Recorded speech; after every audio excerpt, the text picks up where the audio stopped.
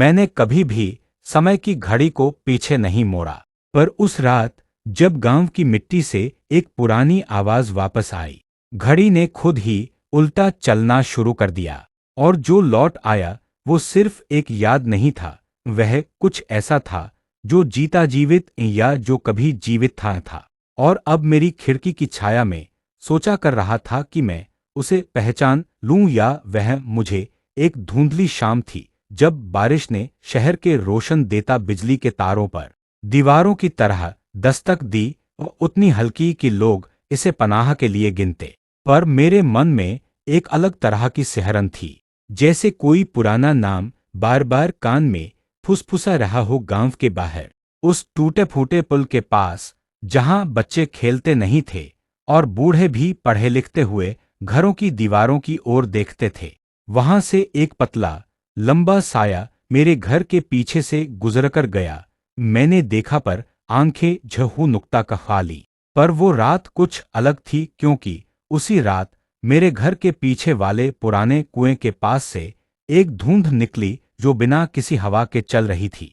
और उस धुंध के भीतर आंखों सी चमक थी। पहले तो मैंने सोचा मोमबत्ती हो सकती है, फिर सोचा साइकिल की टेल लाइट। पर जब वह चमक मेरे बगीचे के फूलों के ऊपर ठहरी और मेरी नींद उड़ा दी, तो मैंने जाना कि किसी चीज ने मेरे नाम को फुसफुसाया है। मैं नीचे आया और देखा कि मिट्टी पर छोटे छोटे बालों के निशान बने हैं, इंसान के नहीं, कुछ और के निशान मेरे पैरों तक आए और अचानक गायब हो गए।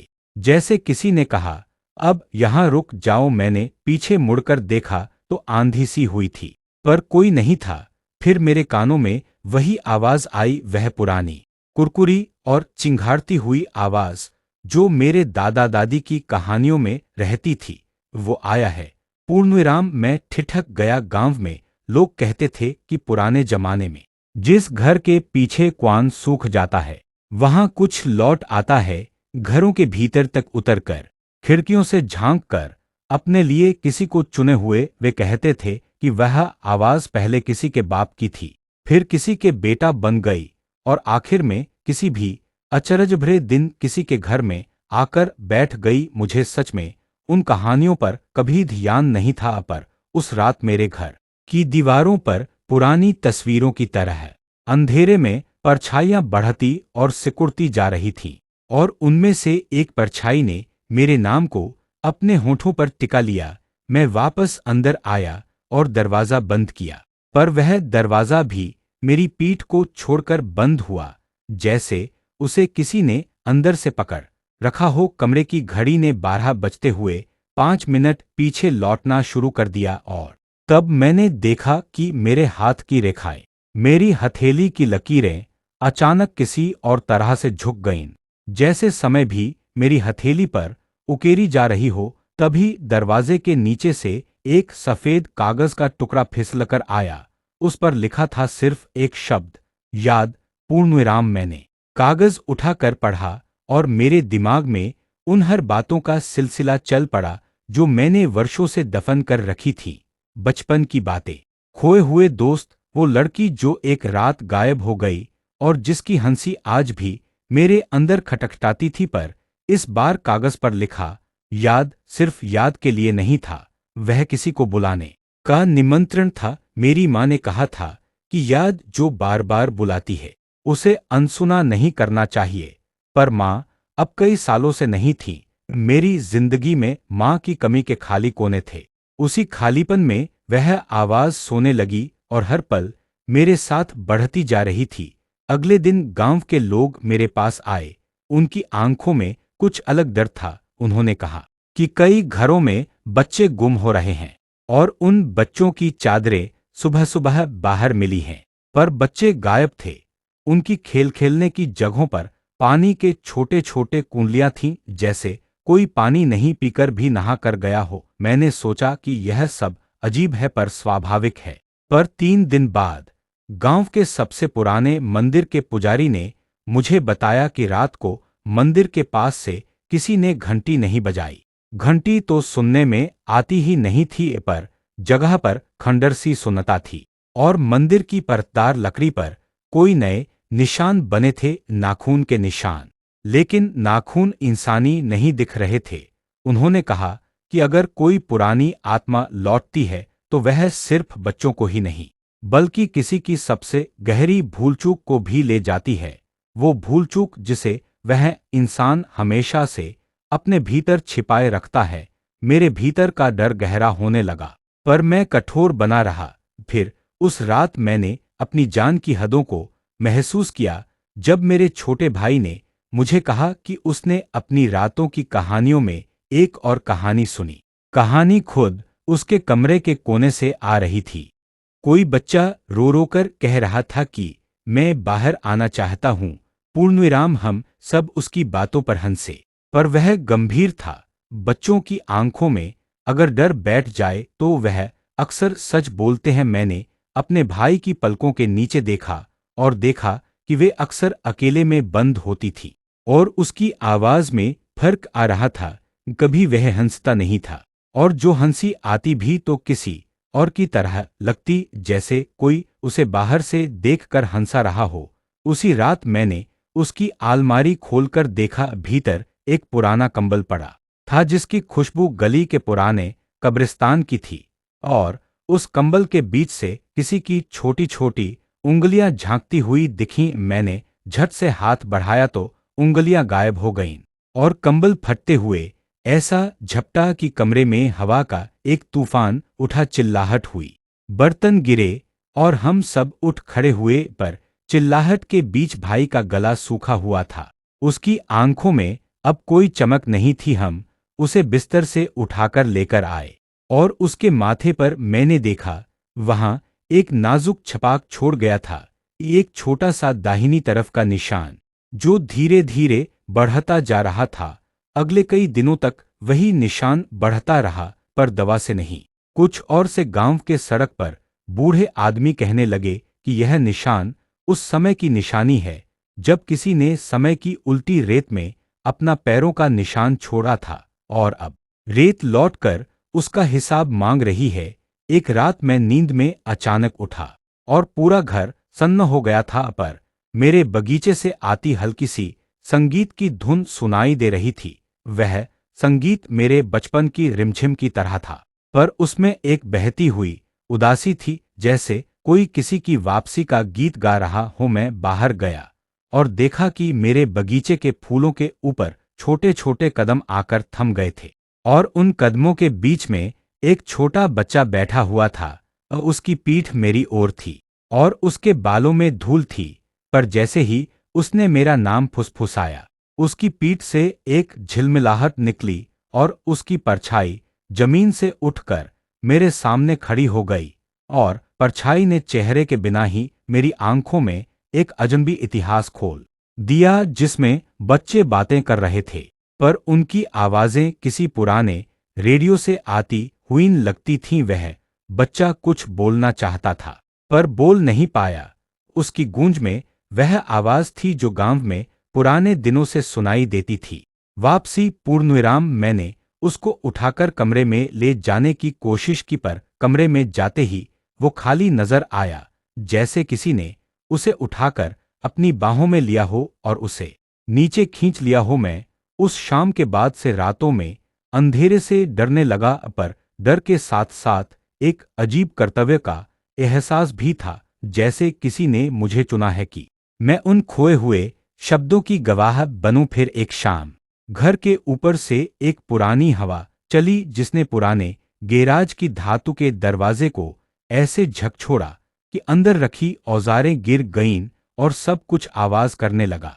उसी बीच मेरे पास खिड़की के बाहर किसी ने लिखा हुआ देखा। कांच पर बड़े बड़े अक्षरों में धूल ने लिखा था, वह लौट आया है।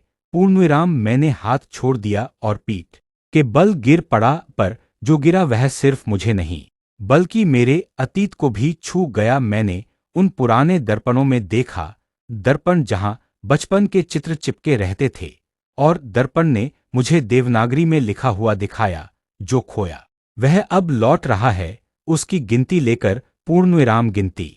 मैंने अपने दिमाग में देखा कि हर खोई हुई चीज की गिनती की जाती है। किसी ने किसी की हंसी ली, किसी ने किसी के सपने छीन लिए, किसी ने किसी की रात का अंधेरा चुरा लिया। और अब उन सब चीजों की वसूली होने लगी थी। गांव के लोग रातों को अपने दरवाजे बंद करने लगे। पर जाने अनजाने हर घर में छोटे छोटे समृद्धियों की कमी बनती गई। किसी के अंडे, किसी के चावल, किसी के पुराने गहने। और हर सुबह उन्हीं घरों के चेहरे कमजोर और ढले हुए लगते। मैंने देखा कि मेरी किताबों की अलमारी में से मेरी माँ की बनाई हुई एक छोटी सी डायरी गायब हो गई। डायरी जिस पर उसने मेरे बचपन की सारी कविताएं लिखी थीं। और जब मैंने पड़ोस में जाकर पूछा तो किसी ने कहा कि उसने सुबह सुबह एक छोटी सी बच्ची को देखा जो उसकी छत से उतरकर चली गई। पर उस बच्ची की आंखें नहीं थीं।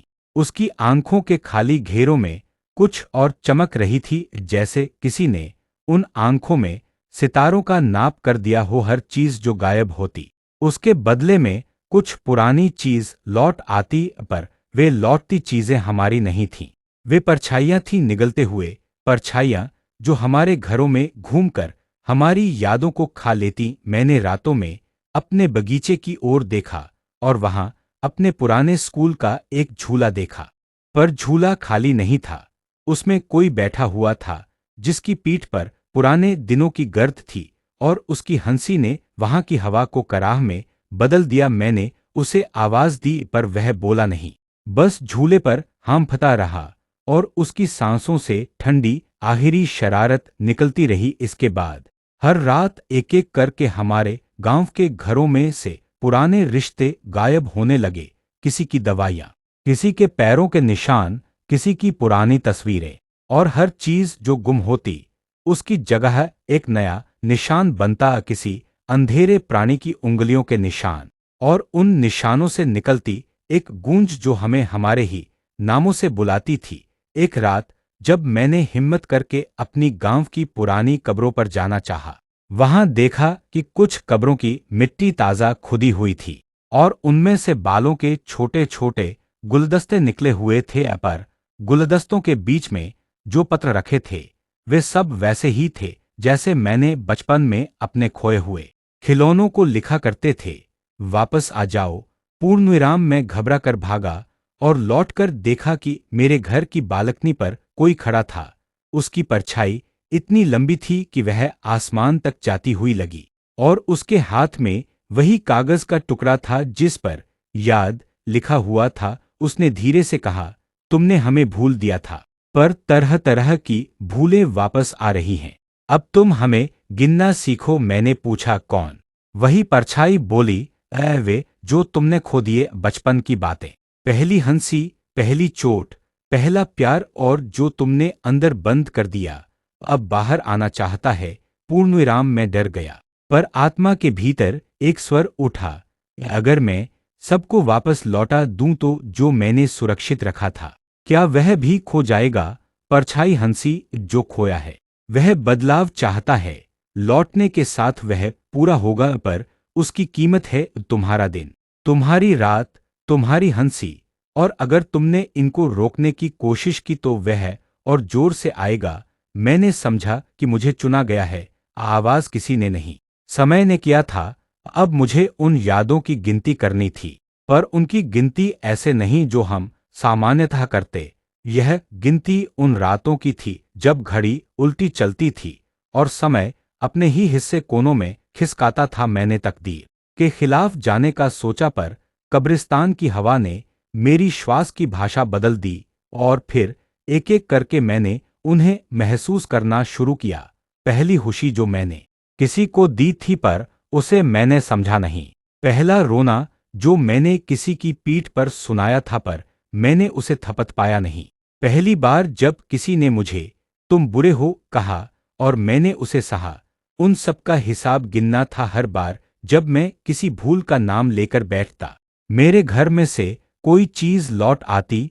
एक पुराना खिलौना, एक टूटा फूटा घंटा, माँ की डायरी का एक पन्ना। पर हर वापसी के साथ मेरी आंखों के सामने कुछ और छीन लिया जाता। एक रात की नींद, एक दिन का सूरज, एक हंसी की झिलमिलाहट। जल्द ही मैं समझ गया कि यह लेन देन किसी नेहबाजी का खेल नहीं है, यह वसूली है। उन चीजों की जो हमने नजरअंदाज की और जिनकी कीमत हमने कम आंकी। गांव के लोग एक एक कर घरों से बाहर आने लगे। जिनके घरों में चीजें वापस आईं, वे वक्त के साथ फीके पड़ने लगे। वे दिन भर बेमजा रहने लगे और उनकी हंसी उनके गले में अटकने लगी। और जिनके घरों से कुछ गायब हुआ, वे भले उदास दिखते पर उन्हें पुरानी यादों की मुस्कुराहट मिल गई। पर वह मुस्कुराहट लंबे समय तक टिकती नहीं थी। वह एक समय के बाद सिहरन बनकर फिर लौट आती। मैं हर रोज गिनती करता रहा, 1, 2, 3, और हर संख्या के साथ मेरी यादों में एक झंझावत खुलती रही। एक पुराना बाजार जहां मैंने किसी का हाथ न थामा, एक शाम जब मैंने माफी न मांगी, वे सब अब मेरे सामने थे और उनकी आंखों में भूख थी। अंततः जब मैं 9999 पर पहुंचा, तब रात ने सबसे तेज बोल भाग निकला। मेरे दरवाजे पर एक नन्हा सा कदम आया और साथ में वह आवाज, अब तुमको आखिरी गिनती करनी होगी। पूर्णविराम। मैं डरकर भी अपने आप को संयम में रखा। पर उस रात जब मैंने आखिरी गिनती की, मैं समझ गया कि गिनती शब्दों की नहीं, लोगों की थी। उन लोगों की जिनकी याद हमने खोई थी। अंतिम गिनती करते ही घर के भीतर की दीवारें ढहने लगीं और उन दीवारों के पीछे से मेरी ही पुरानी यादों की परछाइयां निकल आईं। मेरे दादा की हंसी, माँ की वो पुरानी रेसिपी की खुशबू, मेरे बचपन का दोस्त जिसकी नाव नदी में डूब गई थी पर जिसका नाम हमने भूल लिया, वे सब मेरे सामने खड़े थे। पर वे मैं नहीं थे, वे कुछ और थे। वे कुछ उस खालीपन से बने हुए थे जिसे हमने कभी महसूस नहीं किया। पर अचानक जब मैंने देखा कि वे सब लौट आए हैं, मैंने महसूस किया कि जो भी लौट कर आया है वह सिर्फ याद नहीं बल्कि वसूली है। और उसने मेरी जिंदगी के छोटे छोटे हिस्सों की मांग की, मेरी रातें, मेरे स्वप्न, मेरी अनंत शांति। और मैं सोचने लगा किस हद तक मैं उनको वापस लेने के लिए तैयार हूं। मैंने अपने हाथ जोड़े और कहा, ले लो, पर मेरी एक चीज बचा लो। पूर्णविराम। परछाई ने मेरी ओर देखा और बोली, तुमने पहले ही बहुत ले लिया है, अब तुम्हारी बारी है। पूर्णविराम। उसी समय मेरी आंख खुली। बाहर सुबह की हल्की धूप थी और मेरे घर पर सब कुछ सामान्य था। पर मेरी हथेली पर वही निशान था और रात की घड़ी अभी भी 5 मिनट पीछे चल रही थी। मैंने देखा कि मेरी माँ की डायरी मेरे पास थी, पर वह पुरानी नहीं थी। उसमें नए पन्ने जुड़ गए थे और उन पन्नों पर मेरे नाम के साथ कुछ शब्द लिखे थे, हम लौट आए हैं। पूर्णविराम। मुझे समझ आया कि यह अंत नहीं था, यह बस एक आरंभ था। एक आरंभ उन लोगों के लिए जो भूल गए थे और जिनको अब वापस लेना था। और जब रात आई तो मेरे घर की खिड़की पर वही परछाई फिर दिखाई दी। पर इस बार उसकी आंखों में एक छोटी सी दया भी थी। उसने कहा, तुमने गिनती कर दी, अब तुम्हें चुनना होगा। क्या तुम कामना करते हो कि सब कुछ वैसा ही रहे जैसे पहले था, या कि जो लौटा है उसका हिसाब तुम्हें खुद देना होगा। मैंने महसूस किया कि हर स्मृति की वापसी की कीमत किसी के सुख की कमी है। और मैंने कहा, मैं अपनी यादों के साथ जीऊंगा, पर किसी की खुशी को चुराने से इनकार करता हूं। पूर्णविराम। परछाई ने धीमी सी खनक के साथ हंसते हुए कहा, तुम्हारे जैसे बहादुर बहुत कम मिलते हैं, पर याद रखो, सच्ची बहादुरी का अर्थ सिर्फ अपने लिए लड़ना नहीं, बल्कि जो भूल गया उसके लिए भी लड़ना है। पूर्णविराम। तब उसने अपने हाथ बढ़ाए और मेरे ऊपर से आगे बढ़ते हुए गांव की तरफ बढ़ गई। पर उसके हाथ से जो खुशबू निकल रही थी वह सिर्फ स्मृतियों की नहीं, जिंदा आवाजों की थी। और तभी मैंने देखा कि गांव के सारे घरों के दरवाजे खुल गए और उनमें से हर घर के भीतर उन चीजों की गूंज हुई जो कभी गायब हुई थीं। बच्चे की हंसी, घंटे की चनचन, रूमानी गीत। पर सब कुछ नर्म था, जैसे किसी ने उनका दर्द छिपाकर रखा हो। मैं वहीं खड़ा रहा और जान गया कि यह कहानी कभी खत्म नहीं होगी। हर घर में कोई भूल होगी और कोई वापसी, और जो चीज लौटती है वह सिर्फ स्मृति नहीं बल्कि एक नया नाम लिए हुए होती है। और अब जब भी मेरी घड़ी उल्टी चलेगी, मैं उसकी गिनती करूंगा और हर गिनती के साथ मेरी आत्मा थोड़ी थोड़ी नई बनेगी, पर मैं अब डरता नहीं। मैं सीख चुका था कि यादें हमें डराती भी हैं और संभालती भी, और उसी एहसास के साथ मेरी आंखें धीरे धीरे बंद हुईं। पर मेरे कानों में वह पुरानी आवाज अभी भी गूंज रही थी, गिनती कर और याद रख, जो लौटता है वह हमेशा के लिए नहीं आता, पर जो आता है वह तुम्हें बताने आता है कि तुमने क्या खोया था।